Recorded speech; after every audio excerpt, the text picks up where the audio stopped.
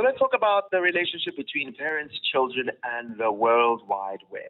Our kids are basically living two lives at this point in time, one at school and one online. And if we're honest, sometimes we will find that they are a little bit smarter with tech than what we are, which in itself can be terrifying. So how do we keep them safe without becoming the parent who still thinks Facebook is the internet and sounding like we're disconnected? We're talking cybersecurity and digital parenting with our special guest this afternoon. We're going to be helped this afternoon in understanding not only what's happening online, but also understanding the legal implications, ways that we can be able to use tools to help us to do this better so that we can be empowered, parents, brothers, neighbors, parents, teachers also, who can be able to help children to navigate the internet so much better. So we're joined this afternoon by Anthony Boucher, who's the head of cybersecurity at Mike Bolhuis Specialized Security Services. Anthony, thank you so much for joining us. Welcome to Drive 3 to 6. Good afternoon, and thank you for the opportunity. Anthony, when we think about children and online and digital use, this is something that we know has grown significantly over the last couple of years. Gaming for you and I was outside. Gaming for them now, yes, it's on a screen, but it's still connected online. And they spend so much time online with schoolwork and socializing and a whole lot more. How can parents get better clarity on what their kids are actually doing online without, quote unquote, invading their space? Yes, it's true what you say, and it has actually, the mobile phone and tablets has become a form of a parenting tool actually in many households. And that's unfortunately, a massive contributor to the problem is because, many parents have this habit of basically stuffing a phone in a child's hand and it keeps them busy. And they don't really mind what the child's doing on the device as long as they are keeping quiet and doing their thing, which unfortunately can lead to a whole lot of problems.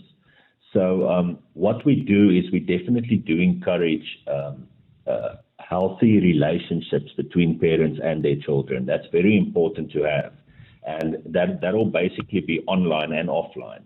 If you know your child and you basically study your child and you know exactly how they behave on a regular basis, then you will instantly know if something's wrong, if something's off, or if the child is, acting out in any way. And that's why it's very important to have that relationships. But, there needs to be boundaries as well. And a good example that I can use there is for parents to not separate online and offline in the way that they do parenting. You would not go to the center of Johannesburg, drop your child off there in the center of the city, leave and come back 2 hours later just to see how they're doing. You would not do that. But yet, you would take your child, put them on the internet, which is essentially the same. It poses the same risks, maybe just in another form factor, but it's the same risks. Your child will encounter people online with bad intentions. They will encounter people that, does not mean to do good in any way. And unfortunately, as I said, there are parents that are absent in that specific online realm, and that leaves the children vulnerable. So good relationships are encouraged, and you need to know what your kid's doing, even if that means physically taking the phone on a regular basis and inspecting it. For a lot of parents, this is an area that they're not super savvy on. They're not tech savvy about it, and they sometimes feel like, man, this is overwhelming. So maybe, are there practical tools that parents can put in place? I know there's some devices that come with these parent monitoring, whatever things, but for a lot of parents, they might not know about these things. Are there practical tools and boundaries that parents can use to have that supervision over their children to ensure that they know what's going on and they've got a good tab of what they're doing, whether it be on TikTok or Roblox or Twitch or Facebook or Snapchat? Are these things that parents can use? There's many tools available on the internet that you can use that are very effective. One of the more simpler tools, but that actually does offer a great service, is Google Family Link. It works quite well. You manage to set up restrictions quite well, and you can basically monitor exactly what you expose your child to and what they obviously expose themselves to online. And that's a huge help. But you still get apps like your TikTok and your Snapchats, where, certain apps don't monitor the instant messaging or, direct messaging between your child and other parties. And it's highly encouraged to, if you do find a monitoring app, to make sure that it does monitor private messages. Because, whenever predators do target a child online, it's definitely not public. You won't see it in the comment section. You won't see them posting it on a public platform or wall. It will definitely be private. And that's where they gain the trust of the children and where they actually convince them to reveal personal information about themselves. I'm curious to find out, Anthony, especially with the constant evolution of technology and the way children use technology and these apps. And I think for a lot of parents, you can think you're up to date and you realize, man, that was actually shifted and changed so much since the last time I found out. What are some of the new cyber law developments around minors that you perhaps can share with some parents to make them a bit aware, especially in places where it might be applying to them or their children? Yes, when we speak about children, we often think of, we explain it in a sense that we need to protect the children, and that, the children are most often victims of online crimes and such.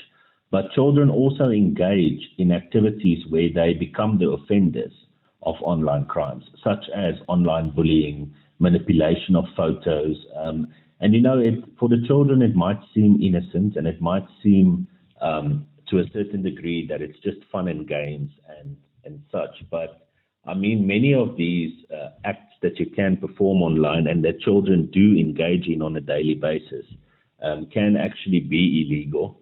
And the most important thing that I can say about that is that every single person in this country is responsible for what they do online and offline, and that includes children.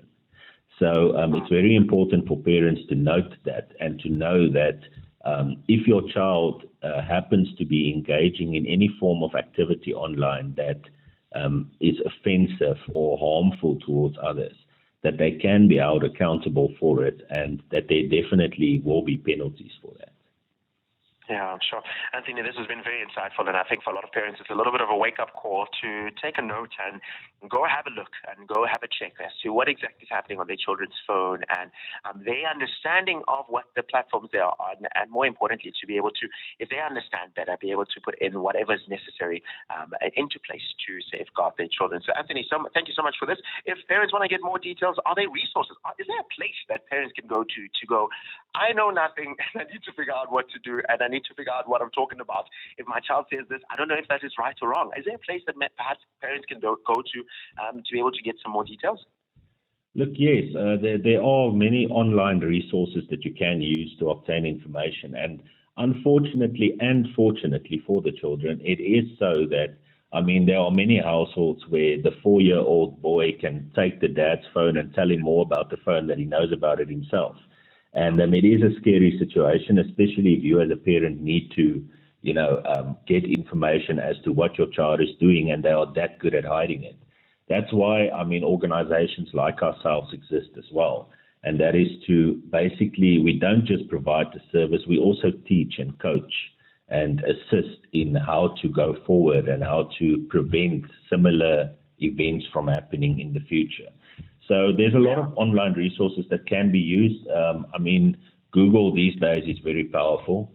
And we encourage everyone, especially the parents out there with youngsters, to make sure that they do educate themselves properly on this subject. It's very important, but it's even more important to know your child. If you know your child properly, you will definitely pick up if something starts changing or if something is wrong.